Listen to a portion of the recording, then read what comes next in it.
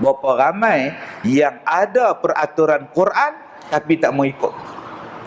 Yang ada tanda-tanda ayat-ayat Allah, peraturan sekian, tak mau ikut. Yang manusia punya peraturan, berlumba-lumba dia nak ikut. Yang Allah punya peraturan dalam Quran, dia tak mau ikut. Lahum qulubun la yafqahuna biha. Orang macam ni ialah orang cuai, orang lalai, orang tak boleh pakai. Banyak tuan-tuan peraturan macam tu. Yang Allah punya peraturan dalam Quran, dia tak kisah. Dia tak kisah pun. Allah kata apa?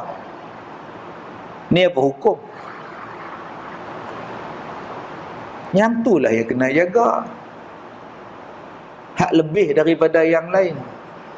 Manusia sekarang lebihkan ayat Allah ke melebihkan peraturan sesama manusia.